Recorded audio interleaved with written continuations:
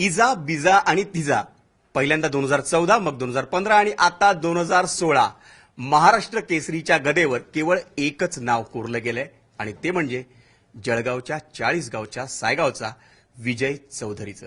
आपल्या समवेत स्वतः विजय चौधरी या गदेचा मानकरी सलग तिसऱ्यांदा नरसिंग यादवच्या बरोबरीनं त्याच पंक्तीत आता उभा राहिलाय.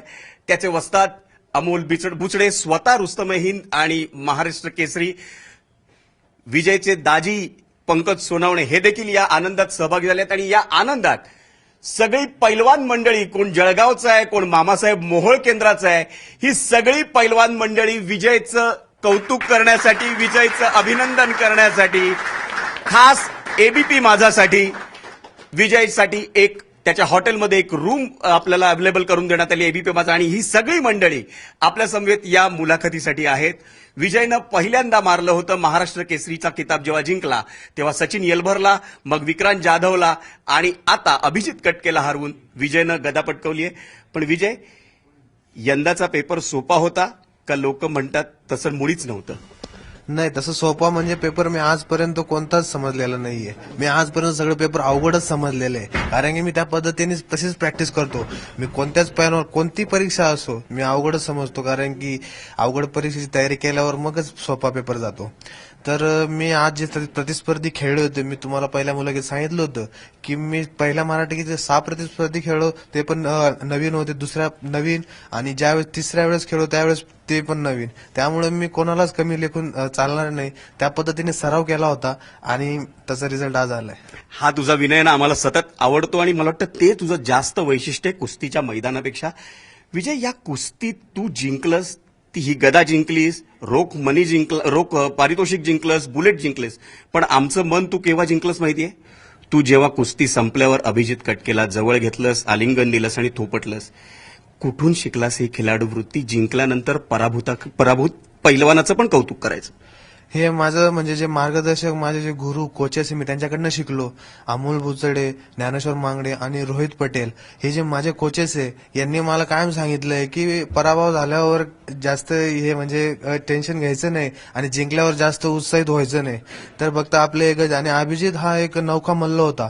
ज्यावेळेस तो म्हणजे फर्स्ट टाइम महाराष्ट्र केसरी कुस्ती स्पर्धेत खेळून फायनलला येतोय आणि चांगली लढत देतोय, तर ज्यावेळेस त्याला दुःख झालं असेल, तर मी प्रत्येक जो रेसलर माझ्या बरोबर जो हरतो मी त्याला सांगतो की मी त्याला आता पण बोललो की कीप इट अप, आणि तू चांगला खेळला आहेस, काय याच्यात दुःख नाहीये, तू जिंकशील पुढे, मी त्याला सांगितलं. हे सगळ्यात तुझं मोठेपण आहे. पण जेव्हा ही कुस्ती लागली की तुला समजलं की तू अभिजित कटके बरोबर खेळतोयस, तुझ्यापेक्षा 8 वर्षाने लहान आहे, पहिल्यांदाच महाराष्ट्र केसरीत उतरलाय, तरी सुद्धा फायनलला आलाय, अशा पैलवानाबरोबर जेव्हा कुस्ती खेळतो त्यावेळेला रात्री तुमच्या डोक्यात, पैलवानांच्या डोक्यात काय विचार चालतो आणि वस्तात काय मार्गदर्शन करतात? माझे कोचेस म्हणजे जास्त करून जसं म्हणजे सांगता की आता उद्या पेपर आहे, तर मुलं त्या दिवशी खूप अभ्यास करतात की उद्या पेपर आहे. पण माझे कोचेस तसे नाहीये. माझे कोचेस माझ्याकडनं पूर्ण ट्रेनिंग करून घेत आहे. आता मी 6 महिन्याच्या दुखापतीनंतर जेव्हा प्रॅक्टिस सुरू केली त्यावेळेस माझी ट्रेनिंग सुरू झाली. कोचेसनी माझे पूर्ण टाइम टेबल लिहून दिला सरावाचा, त्या पद्धतीने मी प्रॅक्टिस केली. आणि जसं म्हणजे आता काल माझी आज कुस्ती होती आणि काल आले माझे कोच सांगितले की रेस्ट कर, आराम, जेवण कर, रेस्ट कर, काही विचार केला नाही. आणि ज्यावेळेस माझी कुस्ती होती मग सकाळी प्लॅन केला, कारण की रात्री जर प्लॅन केला, टेन्शन दिलं, झोपायचं कधी काय तोच विचार करायचा. तो पूर्ण व्यवस्थित झोप झाली, 7 वाजता उठलो. त्यानंतर मग आम्ही कुस्ती प्री प्लॅन केला की तो कसा खेळतो, कशा पद्धतीने उभं राहायचं, काय करतो, त्या पद्धतीने मी खेळलो आणि आज रिझल्ट तुमच्यापुढे. अभिषेक, तुझं कुटुंब म्हणजे अमोल बुचडे कुटुंब झालंय, रोहित पटेल तुझं कुटुंब झालंय, ज्ञानेश्वर मांगडे तुझं कुटुंब झालंय, आणि हे सारे पैलवान आज तुझ्या कुटुंबाचे घटक बनलेत. पण या कुस्तीच्या निमित्तानं तुझे दाजी पंकज सोनवणे इथे आलेले आहेत. घरचा कोणाचा पहिला फोन आला आणि तुझं अभिनंदन केलं? दाजी तर बरोबर आहेतच, म्हणजे घरचा म्हणजे आई वडिलांचा फोन आला. पहिले आई तर रडत होती, वडिलांच्या पण म्हणजे आवाजावरनं कळत होतं की म्हणजे वाटत होतं, पण कसं आता वडील पहिला होते, दाखवणार थोडी, दाखवत नाही. तर मग त्यांचा फोन आला. माझे तिघे सिस्टर आहेत, त्यांचा पण फोन आला, माझ्या भावांचा फोन आला. सगळ्यांनी माझं अभिनंदन केलं. नंतर माझ्या गावातले काही मंडळी सगळे म्हणजे उपस्थित होती इथं. भूषण सोनवणे, भरपूर म्हणजे जे माझे मित्र आहेत आणि सगळ्यांनी मला जे इथं स्टडी करतात ते सगळे उपस्थित होते. माझ्या जळगाव जिल्ह्यातले सगळेजण उपस्थित होते. कारण जसं जळगाव जिल्ह्यात जेवढं प्रेम आहे तेवढं या पुण्यात जिल्ह्यातनं पण मला प्रेम भेटतं. वा, म्हणजे तू दोन्हीकडचा आहेस, त्यामुळे तसं असं वैशिष्ट्य नाही जळगाव किंवा पुण्याचं. जास्त आणि जर कधी असा नियम निघाला की 3 वेळेस महाराष्ट्र केसरी झाल्यानंतर जिल्हा चेंज करून जो जिल्हा त्याला आवडेल त्यातनं तो खेळू शकतो, तर मी नक्कीच पुणे जिल्ह्यातनं खेळायला तयार होईल महाराष्ट्र केसरी. वा. आणि मला वाटतं विजयची ही कमेंट सगळ्यांना आवडली म्हणून टाळ्यांच्या प्रतिसादात. तुम्ही आजपर्यंत विजयने मारलेल्या किती कुस्त्या बघितल्यात आणि आज हा आनंद तुमच्यासाठी किती मोठा आहे? हे नक्कीच खूप महत्वाचा विजय होता आज विजयासाठी. आणि याच्या पहिल्याच्या 3 फायनल मी स्वतः पर्सनली हजर राहून विजयच्या कुस्त्या बघितल्यात आणि खूप आनंद होतोय.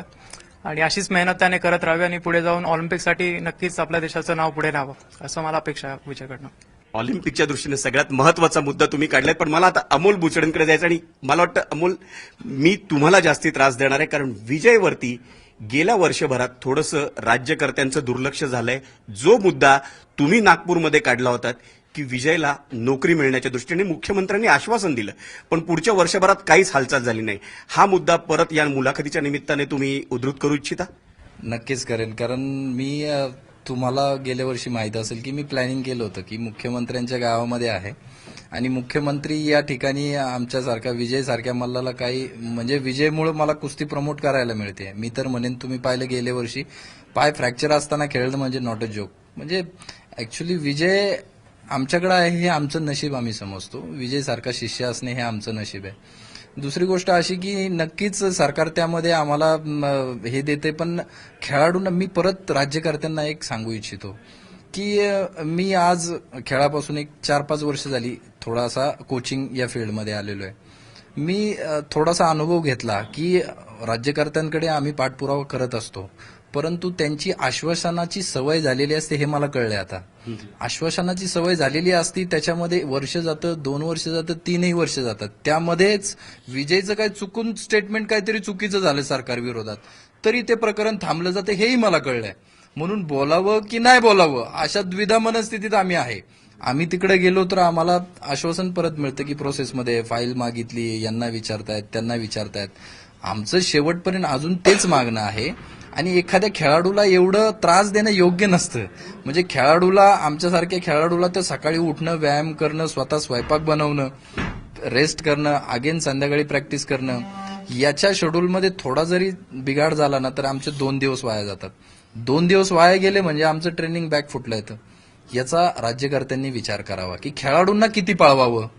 ऍक्च्युली राज्यकर्त्यांनी आमच्या पाठीमागं लागून आम्हाला नोकऱ्या दिल्या पाहिजेत. आम्ही त्यांच्या पाठीमागं लागतोय हे आम्हाला शोभत नाहीये. आमचं काम वेगळं, तुमचं काम वेगळं. तुमचं काम तुम्ही जर वेळेवर केलं तर आमची ही अवस्था होणार नाही.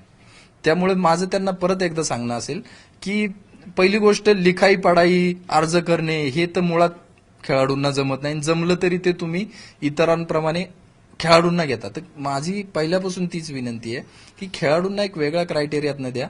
त्यांना तुम्ही तुमच्या मागे पळवायला नका लावू. आम्ही थांबतो, पण सिस्टीममध्ये तुमच्याकडनं तर विचार न होऊ दे. अर्ज द्यायचा नुसता आणि तो फायलींमध्ये पडायचा, त्याची विचारपूस वर्षानुवर्ष करायची, हे चुकीचं आहे. मला वाटतं त्यांच्याकडनं आलं पाहिजे, विजय तुम्हाला आज बोलवलेलं आहे एवढं पूर्ण करून द्या, विजय हे झालेलं आहे, किंवा कुठल्याही खेळाडू असं असावं असं मला वाटतं. आणि मला वाटतं ते विजयच्या बाबतीत जास्त व्हावं याचं कारण डबल ग्रॅज्युएट आहे हा माणूस, आणि डबल ग्रॅज्युएट पुन्हा ट्रिपल महाराष्ट्र केसरी देखील आहे. अशी माणसं खूप क्वचित असतात. आणि असा माणूस जेव्हा त्याच्या पायाला दुखापत होते, फ्रॅक्चर होतं, त्याच्यावर ऑपरेशन करावं लागतं, पण पुन्हा काही महिन्यात हा उभा राहतो, कुस्त्या जिंकतो आणि पुन्हा महाराष्ट्र केसरी बनतो. तुम्ही स्वतः रुस्तम हिंद आहात, तुम्ही स्वतः महाराष्ट्र केसरी आहात. हे किती कठीण आहे सर्वसामान्य माणसाला समजेल असं सांगा. हे फार कठीण आहे. इतर खेळ मी तुम्हाला सांगतो ना, आता थोडं जनरल पीपल पर्यंत पोहोचवायचं म्हटलं की जी दंगल फिल्म येते त्याच्यामधनं तुम्हाला कळेल की खाण्यावरचा कंट्रोल असतो, सकाळी उठणं किती वाजता असतं, मग त्याचं काय शेड्यूल बनतं. पैलवान की ही एक तपस्या आहे. तुम्ही क्रिकेट बघा ना, क्रिकेटर 7, 8, 9, 10 वाजता उठतात, रात्रीचं पण नेट लावून खेळतात. क्रिकेटर झालं, इव्हन फुटबॉल प्लेअर झालं. परंतु भारतामध्ये, इव्हन महाराष्ट्रामध्ये जी परंपरा आहे आणि जे लोक आहेत ते एका ह्या परंपरेने बांधलेले आहेत. इव्हन रस्त्याने चालताना पण इकडे तिकडे बघायचं नाही, इथपर्यंत रिस्ट्रिक्शन आहेत. ठीक आहे, हे सगळं चांगल्यासाठी असतं, परंतु पैलवान बनणं इतर खेळाच्या पेक्षा फार अवघड आहे. आणि आम्हाला माहिती आहे, आम्ही आज विजयला आज या ठिकाणी आम्ही आणतोय, त्याला इंजुरी होते, आम्ही त्याचा रिकव्हर करतोय, तो परत खेळतोय, तो विथ इंजुरी खेळतोय. याच्यामधनं आम्ही एक टप्पापर्यंतच पोहोचतोय. म्हणजे इव्हन आम्ही आता हिंदकेसरी होऊ शकतो. आता विजयची जी लेवल आहे, विजय एक्झॅक्ट उद्या जरी स्पर्धा खेळला ना तरी विजय हिंदकेसरी होईल. पण आमचं तिथं समाधान नाहीये. इथून पुढे आम्हाला सरकायचंय. त्यासाठी आम्हाला बरंच काय अजून आमचं बॅक ऑफिस तयार करायचंय. तर हे बॅक ऑफिस आहे ना, हे प्रत्येकाने आम्हाला प्रोव्हाइड करावं. ते बॅक ऑफिस मिळालं तर आम्ही लगेच आमचं नेक्स्ट विजन तुम्हाला क्लिअर करू. नेक्स्ट विजन क्लिअर कराल, पण नेक्स्ट विजन विजय तुझं काय आहे? एकदा महाराष्ट्र केसरी झाला, दुसऱ्यांदा झाला, तिसऱ्यांदा झाला. आता विजय आणखी पुढे कधी जाणार आणि आम्हाला राष्ट्रकुल एशियाड किंवा ऑलिम्पिकचं पदक आम्हाला महाराष्ट्राला कधी पाहायला मिळणार? खरं सांगायचं म्हणजे माझी खूप इच्छा आहे की मी एक इंडियासाठी खेळू, इंडियाचं ट्रॅक सूट घालून मी इंडियाचं प्रतिनिधित्व राष्ट्रकुल एशिया ऑलिम्पिकमध्ये करू. पण थोडं म्हणजे काय सांगता येत नाही. जी मला इंजुरी होती ती इतकी मोठी होती की सर डायरेक्ट डॉक्टरकडे जाऊन डॉक्टर सरळ सांगता की ऑपरेशन करावं लागणार आणि त्यानंतर कुस्ती बंद करा इथपर्यंत इंजुरी होती. त्यावर मी भरपूर म्हणजे डॉक्टरांना भेटलो, जसं वैभव पाटील डॉक्टर, स्ट्रेचिंग वगैरे सगळं व्यवस्थित करतो. त्यानंतर डॉक्टर आनंद जोशी, डॉक्टर अभिषेक यांच्याकडनं ट्रीटमेंट घेतो. तरी पण ती मला दुखापत होती, ते एक कारण सापडत नाही. त्याकरता मी ते दुखी, पण आता या पद्धतीने मी खेळतोय तर आता इंजुरी नाहीये. तर मी तुम्हाला नक्कीच की मी यावेळेस पुढच्या वर्षी जे हिंदकेसरी होणार त्यात मी सहभागी होणार आणि महाराष्ट्र प्रतिनिधित्व करणार आणि नंतर नॅशनल गेम्स त्यात आपल्या इंडियाचं राष्ट्रकुलमध्ये चांगली प्रॅक्टिस करून प्रतिनिधित्व करणार. म्हणजे आणखी एक गोष्ट आम्हाला तुझ्याकडून जाणून घ्यायला आवडेल की या दुखापतीनंतर तू उभा राहिलास, पण त्याच्यामध्ये तुला ह्या सगळ्या मंडळींची मदत झाली, तर खास तुला कोणाचा उल्लेख करावा असा वाटतो की ज्यांनी तुला पुन्हा त्याच पैलवानकीसाठी उभं केलं? मी खास करून जे रोहित पटेल आहेत, जे आम्ही पंजाबमध्ये प्रॅक्टिस करतो, त्यांनी खूप लक्ष दिलं माझ्यावर. म्हणजे जसं माझे हे 3 कोच आहेत, जसं अमोल भाऊ आहे, ज्ञानेश्वर मांगडे आहेत, हे माझे तिघी कोच आहेत. हे तिघी माझ्या लक्षात आहे. कसं म्हणजे मी 6 महिने मी पंजाबमध्ये असतो आणि 6 महिने मी मामासाहेब मूळ कुस्ती संकुलन कात्रजमध्ये असतो. तर ज्यावेळेस मी तिकडून येतो त्यावेळेस दोघी कोच माझ्यावर लक्ष देतात. आता मी इतका मोठा पैलवान झालोय तर ह्यांच्यामुळेच झालेलो आहे. कसं खेळायचं, नंतर इंजुरी झाल्यानंतर कसं वर्कआउट करायचं, काय घ्यायचे, डाएट, वजन किती ठेवायचं यावर पूर्ण लक्ष ठेवायचं. आणि जास्त करून म्हणजे कुस्ती क्षेत्रात मार्गदर्शनाची वस्ताद म्हणतात, त्यांना खूप जरूरत असते. तर ती हे तिघं वस्ताद मला मदत करतात. दुसरा आणि शेवटचा प्रश्न, तारेवरची कसरत म्हणतात, पण ती तारेवरची कसरत तू मातीत पहिली करतोस, नंतर मॅटवर पण जिंकतोस. तर हे साधण्यासाठी तुला काय मार्गदर्शन मिळतं यांचं आणि ते तू कसं साध्य करतोस? पहिल्यांदा मातीत खेळतोस, तिथे सुवर्ण पदक मिळवतोस आणि मग मॅटवर येऊन महाराष्ट्र केसरी जिंकतोस. हे म्हणजे कोचेसचं एक म्हणजे जे म्हणतो ना आपण की जे कोचेस सांगता आणि एक विद्यार्थी ऐकतो आणि करतो तेच गोष्टी फक्त. बाकी माती आणि मॅट यात काहीच फरक नाहीये. ठीक आहे, मी मातीतला रेसलर आहे, पण जे माझ्या कोचेसने माझ्याकडनं करून घेतलेलं आहे, जी प्रॅक्टिस मॅटवर लागती ती, आणि कसं खेळायचं, काय खेळायचं. आता अभिजित कटके होता, तेव्हा मॅटवरचा होता, मॅटवरचा चांगला खेळणार होता, मी मातीतनं आलो होतो. पण एक थिंकिंग असती की अभि मातीतनं आलेला आहे तर याला मॅटवरचं थोडं कमी देतात ना. पण नाही, पण माझे कोचेस आहे ते मॅटपेक्षा मातीपेक्षा मॅटवर जास्त प्रॅक्टिस करून घेतात. कारण की माती ही मला तर येतेच कुस्ती खेळता पहिल्यापासून, तर मॅटवर जास्त मी प्रॅक्टिस करतो.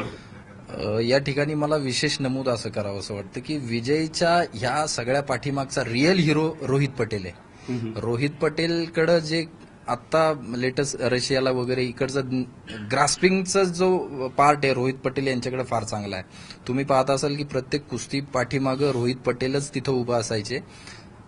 आज या ठिकाणी ते अनुपस्थित आहेत, ही आम्हा सर्वांना त्यांची खंत जाणवते. महाराष्ट्राकडून त्यांना फार मोठे धन्यवाद. विजय जारकात त्यांनी आमच्या म्हणजे एमपीचे असून महाराष्ट्र त्यांचं घर झाले, आमच्या घरामध्ये येऊन ते विजयला शिकवतात. त्यांचं महाराष्ट्राकडून फार धन्यवाद. त्यांची उद्या कुस्ती आहे पंजाबला. विजयची कुस्ती संपल्या दुसऱ्या मिनिटाला ते गाडीत बसून एअरपोर्टला गेले होते. म्हणजे बघा, गेल्या 10 दिवसांपासून ते विजयसाठी काम करतायत आणि जल्लोषाच्या क्षणी ते एअरपोर्टला गेले होते.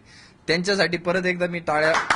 आणि खरंच यांचा रिअल हिरो रोहित पटेल आहे. त्याचे शतशः आभार आणि धन्यवाद.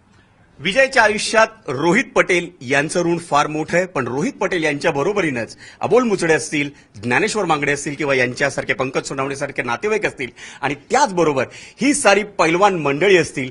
या साऱ्या पैलवान मंडळींमुळे आणि या साऱ्या बाकीच्या मार्गदर्शकांमुळे विजय आज यशाच्या शिखरावर एकदा नाही, दुसऱ्यांदा नाही, तर तिसऱ्यांदा उभा राहिलाय. आणि जेव्हा तिसऱ्यांदा उभा राहिलाय ना, तेव्हा देखील तो एबीपी माझाच्या माध्यमातून साऱ्या महाराष्ट्राला अभिवादन करतोय, कारण आज महाराष्ट्रासाठी त्याला आणखी एक पुढचं पाऊल खुणावतंय, ते म्हणजे आंतरराष्ट्रीय पदकाचं. कॅमेरा पर्सन विजय राऊतसह विजय साळवी, एबीपी माझा.